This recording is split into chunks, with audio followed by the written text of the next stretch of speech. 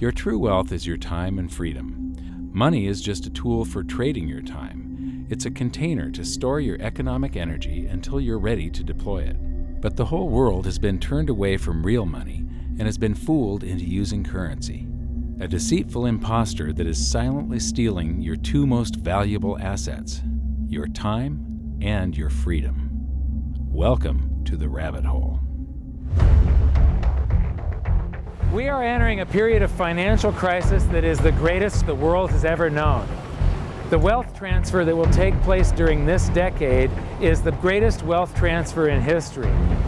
Wealth is never destroyed, it is merely transferred, and that means that on the opposite side of every crisis there is an opportunity. The great news is that all you have to do to turn this crisis into your great opportunity is to educate yourself. I believe that the best investment that you can make in your lifetime is your own education. Education on the history of money, education on finance, education on how the global economy works, education on how all of these guys, the central bankers, the stock market, how they can cheat you, how they can scam you. If you learn what is going on and how the financial world works, you can put yourself on the correct side of this wealth transfer. Winston Churchill once said that the further you look into the past, the further that you can see into the future. This program is all about creating your own crystal ball, being able to gaze into the future, being able to change this crisis, the greatest crisis in the history of mankind, into your great opportunity.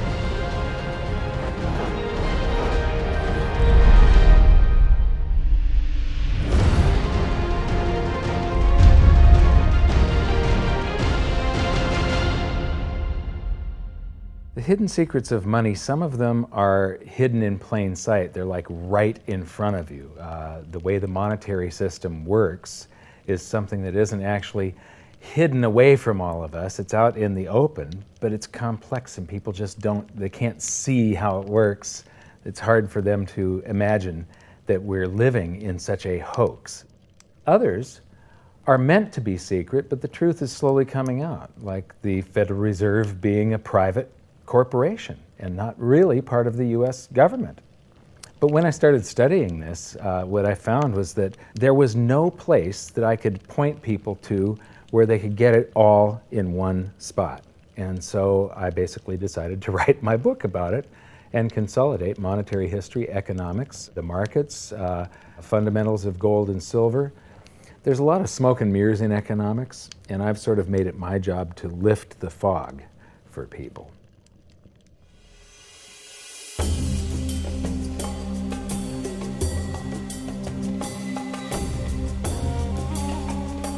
Welcome to Egypt. This is where it all began. Roughly 5,000 years ago, the Egyptians started using gold and silver as their predominant form of currency. But it was not yet money. The pieces of gold and silver that they were using were odd sizes and weights, odd purities, so it still was not interchangeable, where each unit is the same as the next. This meant that nothing really had a price yet. You couldn't put a price of so many coins on something because they didn't have coins yet. Trade was still difficult. It was still a guessing game when it came to the exchange of values.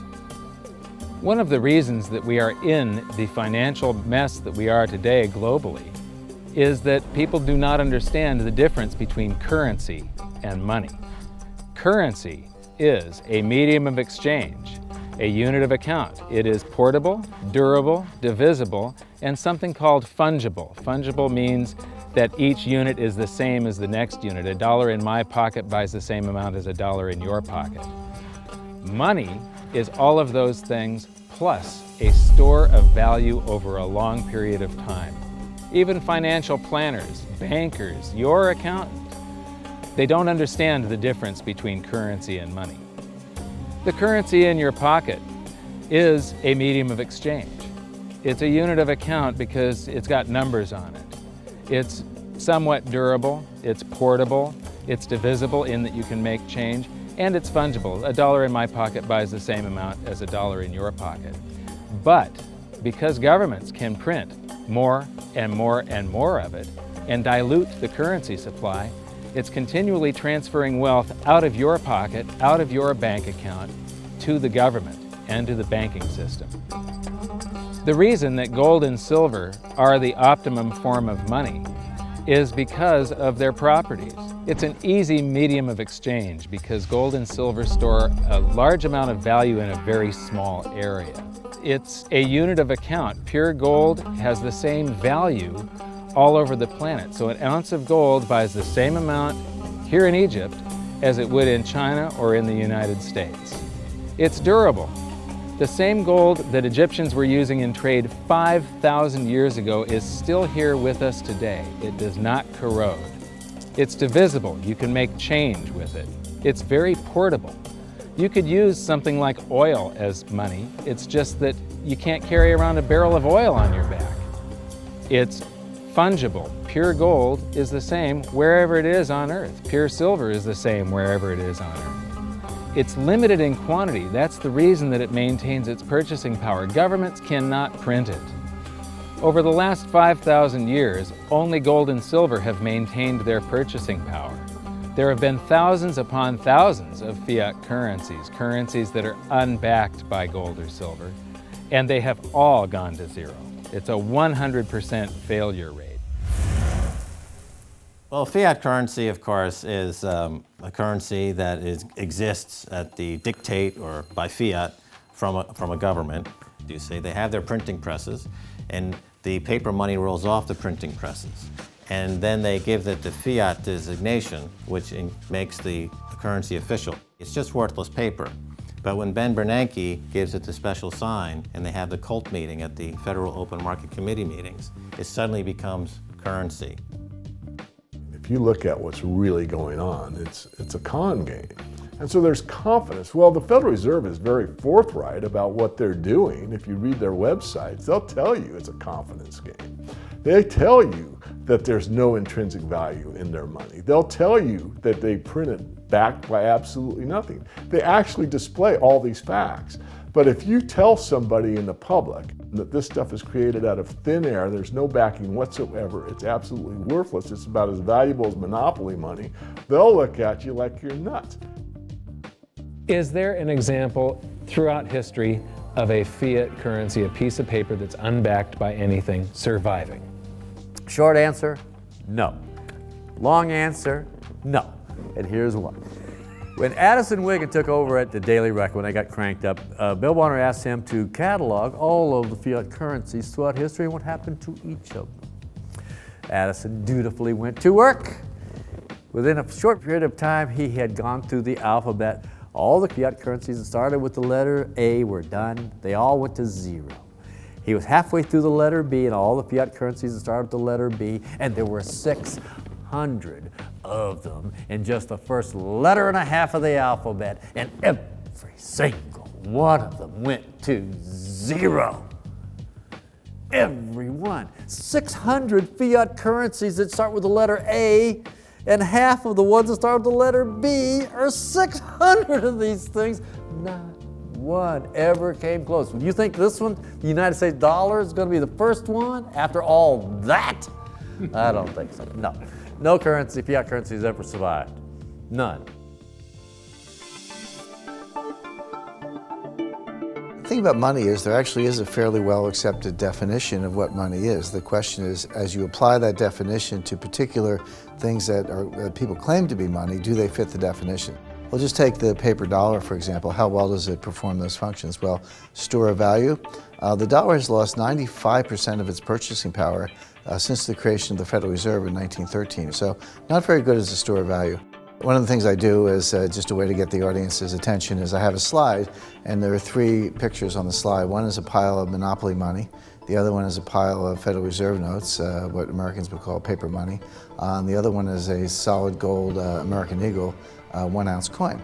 And the title of the slide is, which of these is not like the other? And if you know the show Sesame Street, or you have children who watch it, it's one of the favorite vignettes in Sesame Street. And what it really is a kind of IQ test for 5-year-olds. They're supposed to look at the 3 things and look at characteristics and find the one that's not like the other. Well, I've shown this slide to groups of Ivy League University professors, and I've also shown it to, children, kind of 5 years old, my nieces and nephews and so forth. And when the professors look at it, they say, well, clearly the dollars are not like the others, because gold has no role as money, and monopoly money is junk, and the American dollar is a store of value, so that's not like the other. But the children look at it and they say, well, the gold coin is not like the other, because the other two are just piles of paper, and the gold coin is clearly something different. So my question to the audience is, who's smarter, a 5-year-old or an Ivy League professor? Before World War I, each note that a treasury issued would say that there have been deposited with the United States Treasury $20 in gold coin payable to the bearer upon demand. The money was in the vault. The currency was a note they gave you that was a claim check, only a claim check on the money, the same as if you go to the dry cleaners and you give them your shirt and they give you a claim check for your shirt. The value is that shirt at the dry cleaners, not the piece of paper that says that you own that shirt. So our currency that circulated was the paper US dollars, and they were claim checks on money. The next hidden secret is the difference between currency and money. Money must be a store of value and maintain its purchasing power over long periods of time. As we progress through this series, you'll learn that national currencies are really a tool used by the government and the financial sector to leech away your time and your freedom by stealing your purchasing power. So rather than storing your economic energy, currencies leak. Now compare that to the gold and silver the Egyptians were using. Like I started with, it still wasn't money because it wasn't interchangeable yet. But they were on the right track, as gold and silver have proven over thousands of years to be the ultimate store of value. Gold is only formed when a star explodes, a supernova, and it stays around forever. This is one of the properties that make it the ultimate money.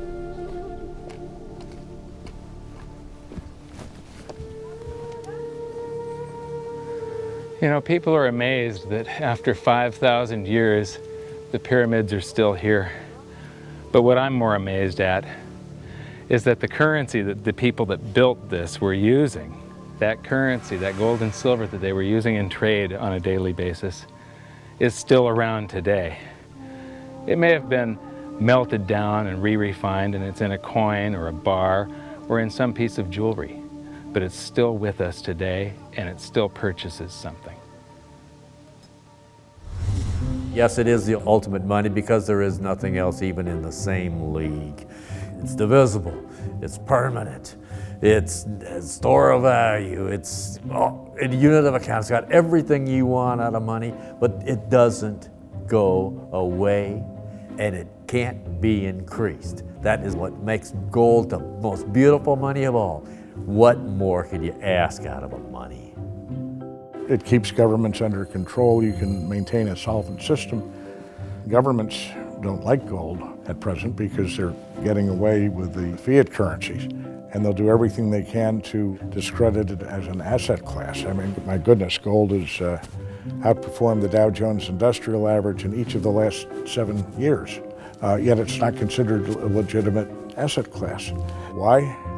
Again, it's the fear that maybe gold will be imposed on the system, that it will constrain government ability to spend beyond its means. They can't print it. They can't print it, no. The proper definition of inflation, I use Milton Friedman's definition. Inflation is an expansion of the currency supply. Deflation is a contraction of the currency supply. If you expand the currency supply, eventually prices will rise. And if you contract the currency supply, eventually prices will fall. This is a pool, but it's not a pool of water. This is the currency pool. And these are prices. And if you expand the currency supply, prices like a sponge in water have to rise to suck up the excess currency.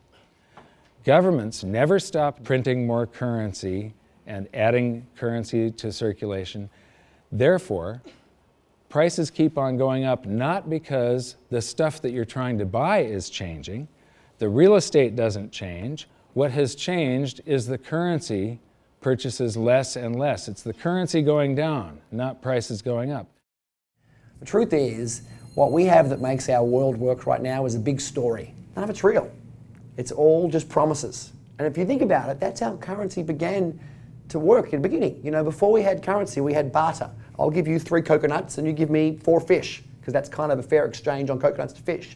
But that got complicated, so we had to invent this thing called money to be a divisible, portable medium of exchange. And the challenge is that we lost that a long time ago when we lost having things of value be our currency. And now we have this thing called numbers and accounts. But trust me, it is not real. It's a big made-up story. One of the biggest make-believe stories ever is called quantitative easing, which sounds complex, but it's really just a smoke and mirrors term for currency creation. QE started with the banking bailouts back in 2009. This currency was created out of thin air and then given to the banks, who paid themselves record bonuses in reward for crashing the world economy. This is a global phenomenon, but all you have to remember for now is that whether it's QE bailouts or stimulus programs, these are all just voodoo, hocus-pocus terms for increased currency creation. I believe gold and silver will reassert themselves as money. And when they do, there just isn't enough. And their purchasing power is going to go up many, many, many times. Egypt is an amazing place. There's a franticness about it, and utter chaos, especially like the traffic. But when it comes to like all of the merchants that are trying to get every last dime out of you, you get fleeced to the point where you come back with an empty wallet. But you know what? They're amateurs compared to Wall Street. In the past several years, I've spoken in many countries about the crisis that's coming, and a lot of people think that they're going to be okay in their country, that it's only going to happen to the United States or maybe the United States in Europe. But what they don't realize is that this is a global phenomenon. I got to show you something here. This is base currency in the United States. This is the number of paper dollars that exist, basically. It took 200 years to go from no dollars in existence to 825 billion. And then we had the bailouts, and then we had QE1, quantitative easing 1, then QE2, and then we had QE3, and then QE4, and then soon we're going to have QE57 and QE382. And it isn't just here. This is what the Canadian currency supply looks like. This is Australia, South Africa, Russia. Now, this starts out in just the year 2001, and this is like 18 times more currency in existence in a little over a decade. Here's Singapore, same story. Look at that, since the crisis, just bam. India, China, every government on the planet is doing this insane deficit spending and expanding their currency supplies, doing bailouts. And history shows that there is no example of this turning out well. It is sometimes amazing that we haven't experienced more inflation than we have. If they keep expanding the money supply so vastly, why aren't our prices growing faster than they really are? And the answer is that a good chunk of the money that the Fed created has been shipped overseas. I remember early in my research, I heard this expression that the Americans have exported their inflation. I thought, what is that? How can you export your inflation? Put it in a box and send it out? What do you do? Well, now I understand. You export your inflation by simply sending all these dollars that you created to these other countries, and then they send you their refrigerators and their cars and whatever, their TV sets. So you get hardware, and they get little pieces of paper. It's a great deal for the American people for a while. For a while. Sooner or later, all of those pigeons come home to roost. When the time comes, as it looks like it's now coming, when the rest of the world is saying, we don't want to play this game anymore, Uncle Sam's dollars are just becoming worthless, there are too many of them, we've got to find something else other than American dollars, then those dollars start to come back to America. People say, we don't want them anymore, what do we do with them? Once this revs up and we've got this little trickle of money coming back that we previously exported, once it becomes a flood and it starts to rush back, now we are getting our former exported inflation brought back to us, and then we'll see the quantity of money inside the United States grow much more rapidly even than the Federal Reserve can create it, because we're getting a previous money back. And that's when we will really see the tanking of the US dollar in terms of what it will buy.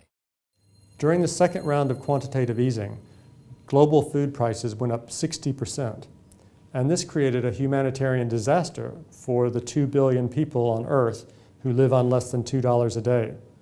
These people were hungry to start with, they became hungrier, and some of them started overthrowing their governments in North Africa and around the Middle East. So quantitative easing was the spark that ignited the Arab Spring. So that's it. When you create money, you get some sort of inflation. It just depends on where the inflation goes. It's all going down, down, down. Peasants are reeling from a game of coins and crowns. Given the premise that you have a permanent underclass or poor class, and how does inflation affect them disproportionately? It affects them basically in the percentage of their income that goes to food. And we see this as a ratio, and we know that there are some danger points. For example, in Egypt recently, once that ratio got to 40% of income going to food and the price of food rising due to inflation, when it got to 40%, that's historically a point where people actually stage a revolution. That's exactly what we saw. The French Revolution, similarly, was all around the price of food getting to a certain critical point where people simply, the risk-reward for revolution was favorable toward revolution. When they print it up, then it all goes down. Well, exactly right, because when you have a runaway inflation, it's punishing the very people who are most productive in society. In other words, the people that produce more than they consume and save the difference. The problem is that those productive people, the savers, save in their national currency. And unfortunately, the national currency is just a fiat piece of paper at this point. So when it's destroyed through runaway inflation, that $100,000 that you were hoping to retire on doesn't exist. And the things that you were going to buy with it and provide for others don't exist either. Now what are you going to do? So that all seems pretty scary. However, this is going to happen, and you can only play the hand that you're dealt. But the great news is that gold and silver always end up doing an accounting of the expansion of the currency supplies. Basically, the will of the public and the free markets. When governments do this kind of stuff to their currency supply, they debase it. Eventually it comes back in inflation. People sense the loss of their purchasing power. They rush back to gold and silver, and they bid the value of the gold and silver up in the country until it meets or exceeds the value of all the currency in circulation. This is a process that's been going on over and over again throughout history, except this time it's happening on a global scale. It has never before happened in all countries at once. And that means that this is the greatest wealth transfer in history. Therefore, it's the greatest opportunity in history, and it's not going to happen again in your lifetime.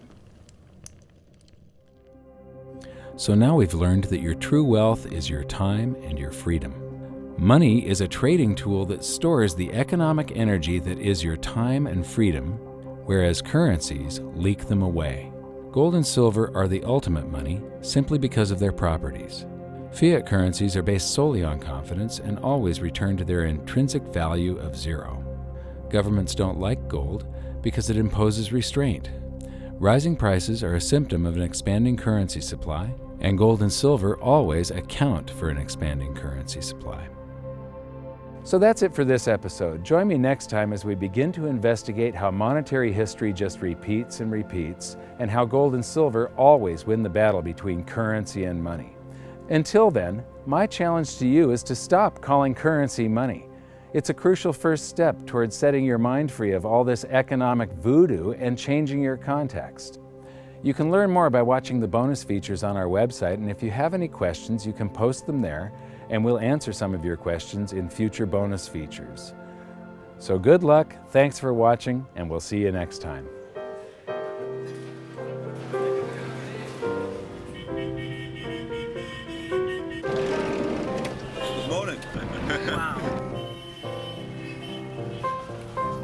What does fiat mean?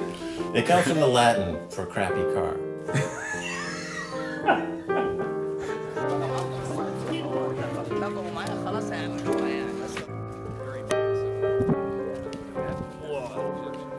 In the desert in a suit. My camel died. You're not too sure about that, are you? Huh?